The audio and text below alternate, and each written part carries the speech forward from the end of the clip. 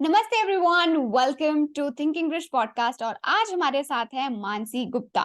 मानसी दिल्ली से बिलोंग करती हैं और हाल ही में उन्होंने ईवाई ज्वाइन करी है in the statutory audit department as an article trainee.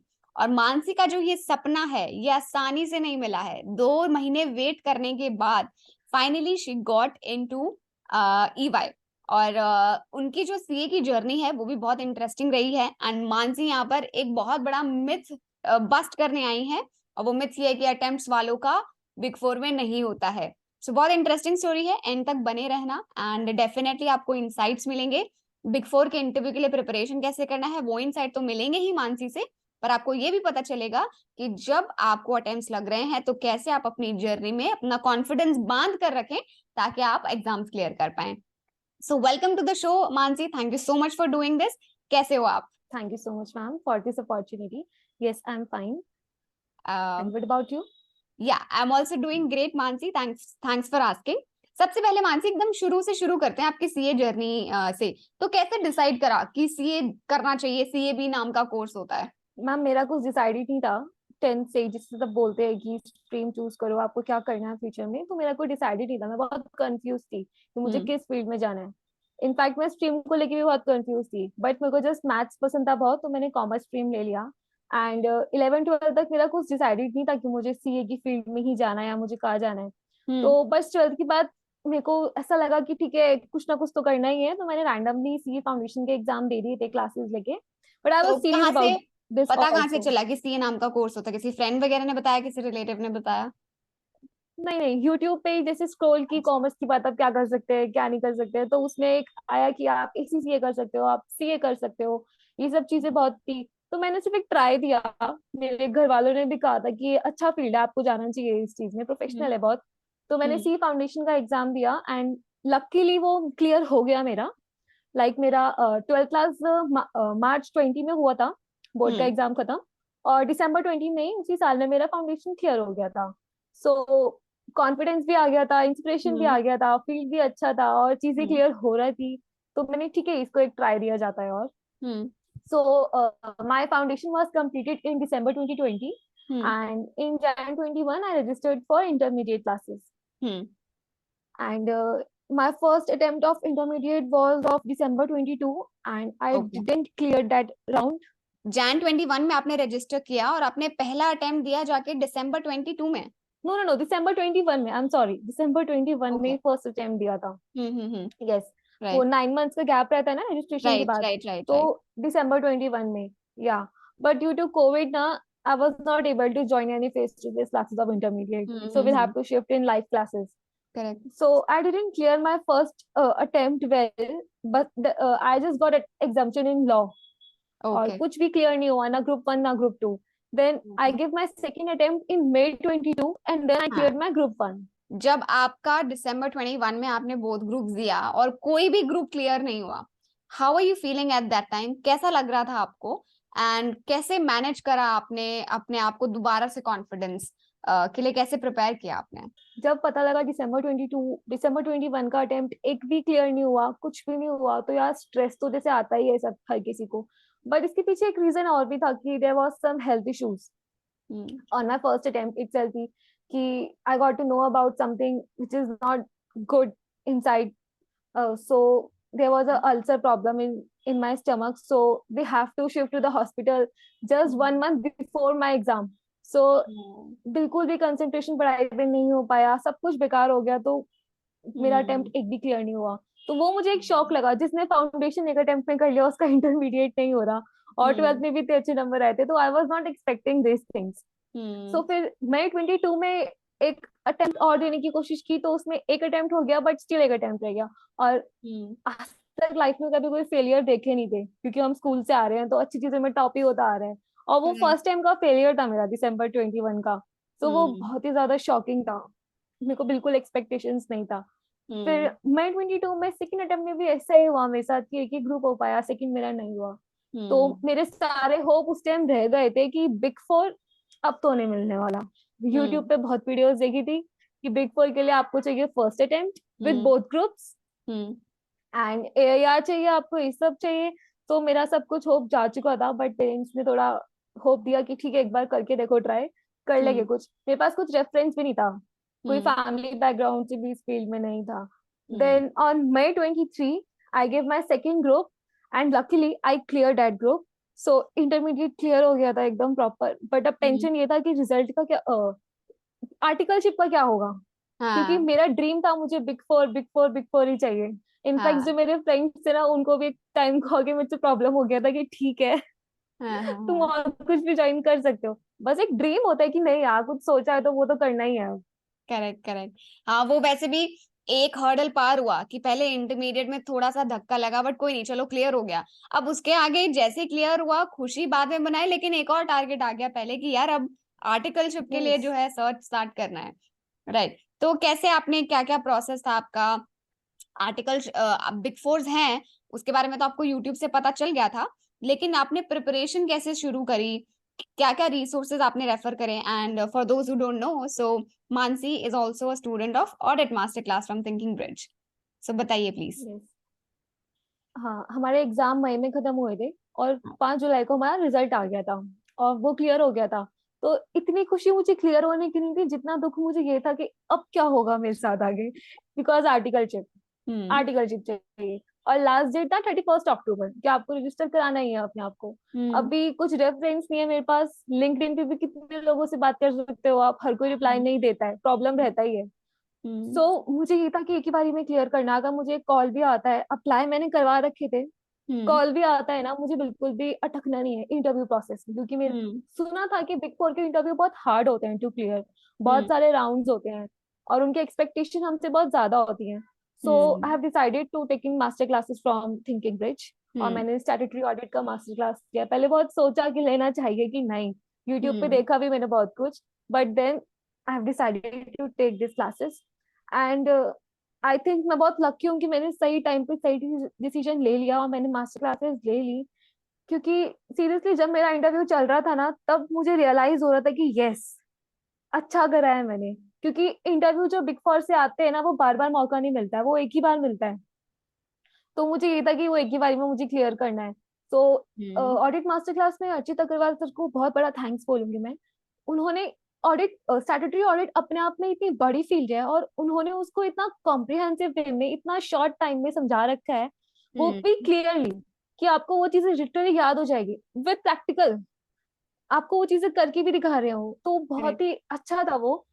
मुझे वो इतना अच्छा लगा, ये सब कुछ याद हो गया कि आपको फ्लो ऑफ ऑडिट पता लग गया, आप हम्म लोग फिक्स एसेट को कैसे वेरीफाई करेंगे, कैश को कैसे करेंगे, डेटर्स को कैसे करेंगे, सब चीज इतना क्लियरली कंसाइज वे में पता लग गया था हम्म कि मुझे जब कॉल आया ईवाई से, 5 जुलाई को रिजल्ट था और अगस्त तक मेरे पास कुछ भी नहीं था, हम्म कोई कॉल नहीं, कोई कुछ नहीं।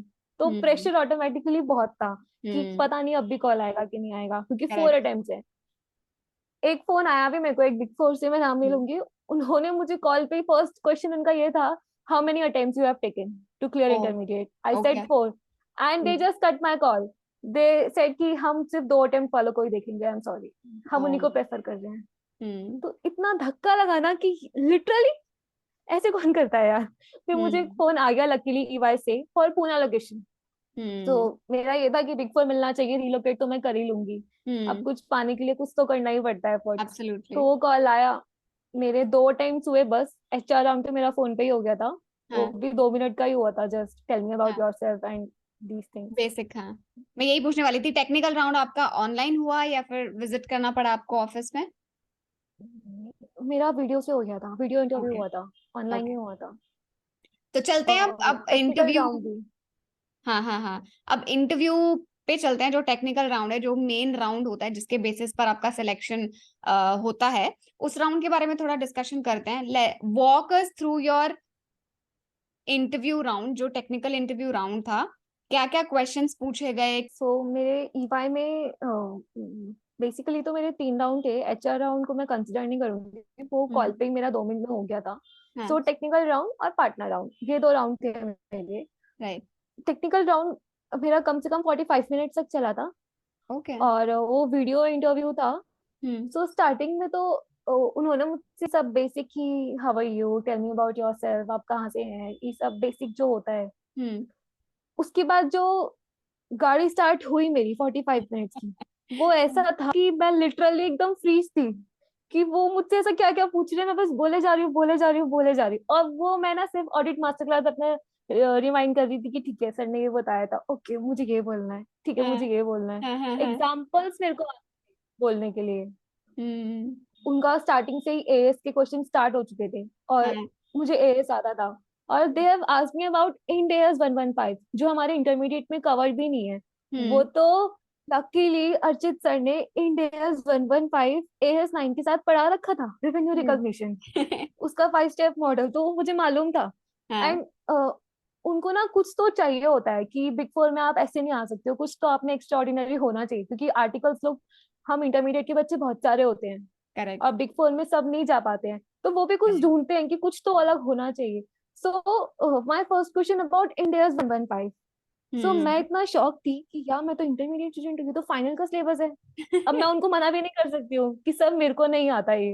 हम्म। तो मैंने उनको बोला कि सर दो ये कवर्ड नहीं है इंटरमीडिएट में, but I know about this. तो हम्म। मैंने उनको वो पूरा प्रोसेस समझाया इंडियाज 115 का, कि ये हम्म। ऐसे 5 स्टेप मॉडल है, ये इंटरमीडिएट के एएस 9 से बहुत रिजेंबल करता है रेवेन्यू हम्म। रिकॉग्निशन से। सो वो बहुत सरप्राइज थे इस चीज को लेके, क्योंकि वो एक्सपेक्ट नहीं कर रहे थे मुझसे कि मुझे ये पता होगा। देन उन्होंने मुझसे सारे एएस पूछे, सारे। उन्होंने मुझसे अच्छा। एएस 2 के बारे में पूछा, एएस हम्म। 10, एएस 11, हम्म। सब कुछ, एएस 22, और सब वो पूछ डेफो डाला। टेक्स्ट सेट उन लोगों का फेवरेट, सब हम्म। पूछा, सारे एएस। हाँ। और कोई कारो केस स्टडी। 2020 पूछा जो सर ने। हाँ हाँ, प्लीज कंटिन्यू। हाँ, उन्होंने मुझसे कारो 2020 का पूछा। और हाँ। केस स्टडी मतलब उन्होंने मुझसे ऐसे पूछा कि जैसे कि हम कैश का कहीं वेरीफाई करने जा रहे हैं, हम्म। सो उसके क्या क्या ऑडिट प्रोसीजर्स होने चाहिए, okay. Cash and cash equivalents के। तो हम्म। मैंने ना, जब सर पढ़ा रहे थे ना, मैंने वो खुद भी नोट्स बनाए थे, दो वो हाँ। अवेलेबल थे ऑनलाइन। बट जब तक मैं कुछ लिखती नहीं हूँ ना, मुझे वो चीज याद नहीं रह पाती है। तो मैंने हम्म। वो सब लिखा हुआ था। सो हम्म। मेरे को सब ना टेबल के थ्रू लिखा हुआ था कि अगर कैश का करना है आपको, तो आपको वो उनका जो हम वो होता है, क्या कहते हैं उसको, कैश के लिए हम उनका जाके पर्सनल चेक कर सकते हैं, वहां पे हाँ। कैश वेरीफाई कर सकते हैं, ठीक है ना। और जो उनका अकाउंटेंट है हम उनसे पूछ सकते हैं, बैंक के लिए हम रिकंसिलिएशन मांग सकते हैं, फिक्स्ड राइट। असेट्स जो डिपॉजिट्स होते हैं, एफडी वगैरह, हम उनको चेक कर सकते हैं। मेरे को वो सब इतना अच्छे से मालूम था ना, स्टेप बाय हम्म। स्टेप मैंने उनको सब समझाया। So he was like okay good, अब ट्रेड रिसीवेबल पे आ जाओ, अब वो कैसे करोगे, मैंने वो समझा दिया क्योंकि मेरे को वो सब आता था। Then he asked me about कि आप जो हम वो मांगते हैं, हाँ सत्यम का केस जिसमें फ्रॉड हुआ था, वो हाँ किस बेसिस पे हुआ था। हाँ। मैं कंप्लीट शॉक थी, मैंने कहा सीरियसली ये लोग ये सब पूछने वाले थे। वो सब हाँ। कवर्ड था। हम्म। सो मेरा बहुत ही अच्छा इंटरव्यू गया, 45 मिनट तक चला था, बिल्कुल मैं हम्म। फ्रीज थी। मुझसे कोई कुछ मत पूछो, बस वो मुझसे बात कर रहे हैं और मैं उनसे बात कर रही हूँ, बस यही रह गया। उन्होंने हम्म। मुझसे फिक्स असेट्स का पूछा। हमारे हम्म। इंटरमीडिएट में इतना कुछ कवर नहीं है इन चीजों के बारे में, बट मेरे को मालूम था, सर ने सब पढ़ा रखा था कि वो राइट। हमें चेक करना पड़ता है, एफएआर, हम्म। असेट रजिस्टर चेक करना पड़ता है। मैंने उनको सब हम्म। समझाया, he was not expecting all these things, क्योंकि वो राइट इतना राइट। कुछ डीप में जाना चाहते नहीं है। वो हम्म। बस चाहते हैं कि बच्चा कंफ्यूज हो रहा है या बता पा रहा है कि नहीं। मैंने सब करेक्ट बताया। करेक्ट। और हम सारे क्वेश्चंस का आंसर भी नहीं दे पाते, तो मेरे भी एक दो क्वेश्चंस रह गए थे। हम्म। विच इज फाइन सो आई वो थिंक, मतलब अच्छा उसमें गया। घबराने की कोई बात नहीं है। अब अगर मतलब 50 क्वेश्चंस पूछे जा रहे हैं, उसमें से 4 5 नहीं भी आते तो that's absolutely fine. Yes yes, but मेरे को प्रॉब्लम थी उसमें भी, मेरे को ये था कि यार अच्छा, मैंने क्यों नहीं एक भी उनको मौका नहीं आंसर दिया। छोड़ना है। नहीं, क्योंकि मुझे ये तो ऑलरेडी 4 अटेम्प्ट्स है, तो हम्म। एक बहुत बड़ा लिमिटेशन पहले मेरे पे है, तो मुझे और कुछ नहीं चाहिए कि आगे प्रॉब्लम हो। बट सो आई थिंक ठीक है, बहुत अच्छा गया। मतलब मैं ये नहीं कह रही हूँ कि अटेम्प्ट्स मैं प्रमोट नहीं कर रही हूँ, क्योंकि आपको वो इनसिक्योरिटी थी कि मेरे पास अटेम्प्ट्स हैं, तो आपने अपने इंटरव्यू की प्रेपरेशन उस तरीके से बहुत ज्यादा सॉलिड रखी कि आपका रिजेक्शन का कोई चांस ही ना बने। अदरवाइज यस, अगर कोई और स्टूडेंट है जिसका अटेम्प्ट हो गया, वो थोड़ा ओवर कॉन्फिडेंट होता है, मे बी उनकी प्रिपरेशन थोड़ी लेस होती है। सो डोंट यू थिंक उस तरीके से मतलब एक एक खराब चीज को भी आपने अपने एडवांटेज के लिए यूज कर लिया?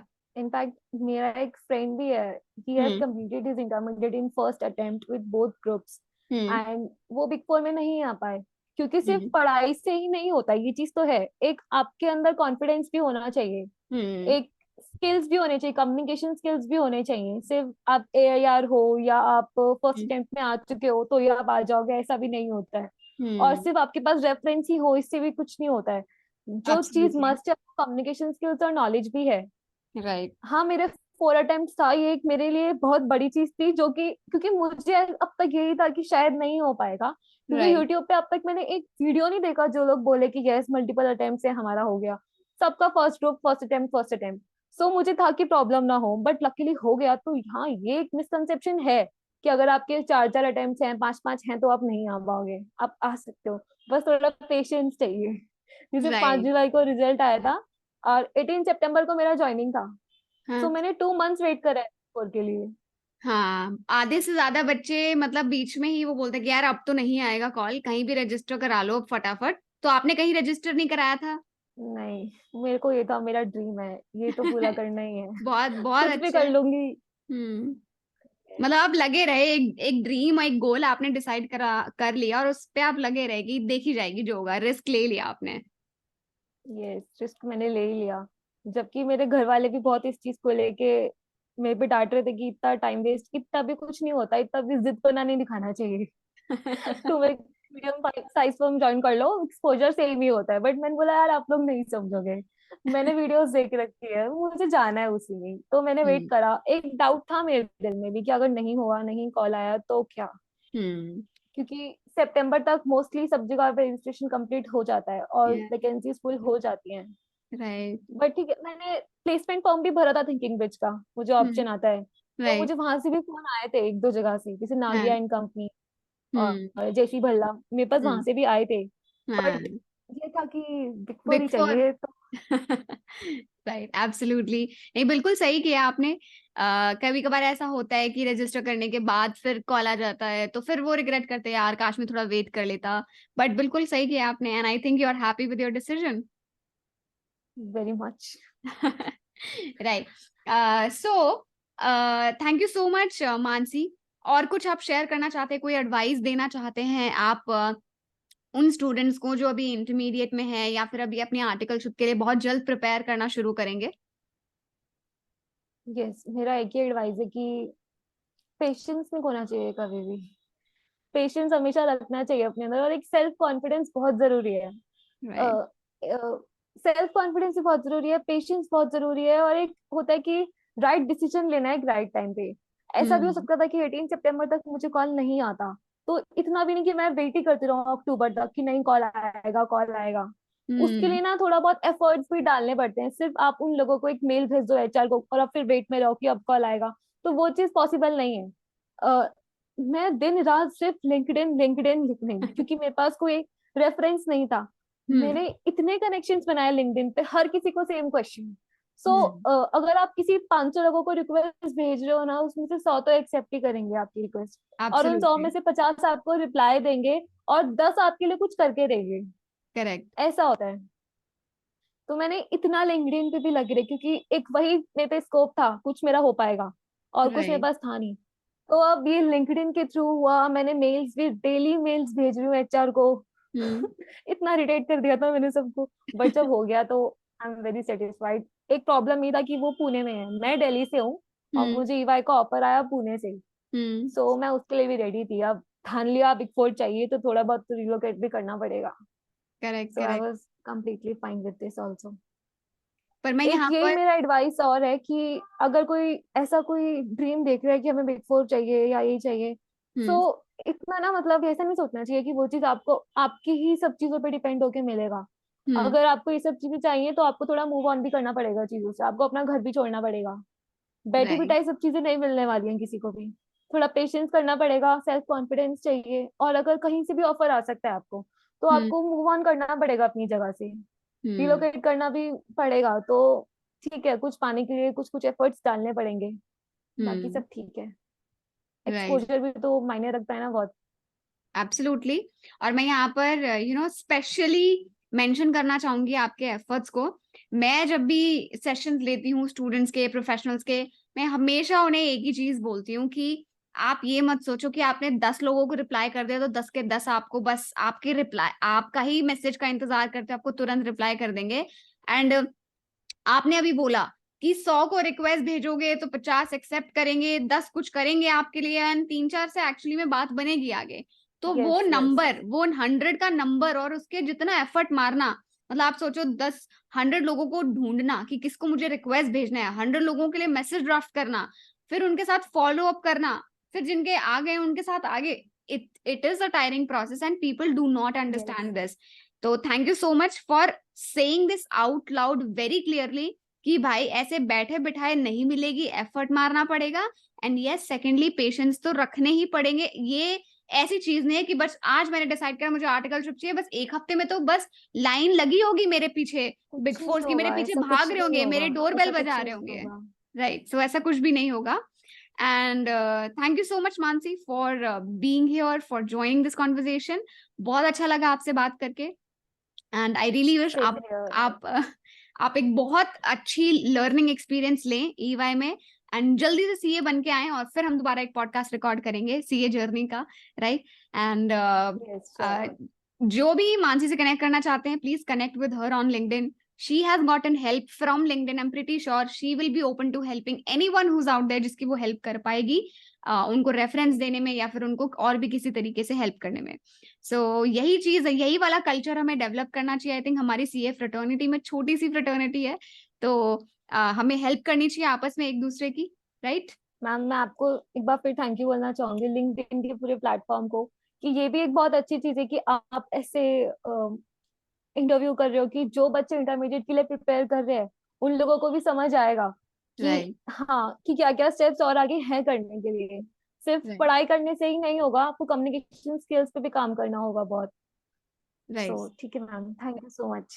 Thank you so much Mansi. आपका भी बहुत बहुत शुक्रिया कि आपने ये ज्वाइन किया. And definitely spread this positivity, जो जो एनर्जी आपके अंदर है, please keep spreading it, keep helping people and keep shining. Thank you so much. Welcome ma'am, thank you.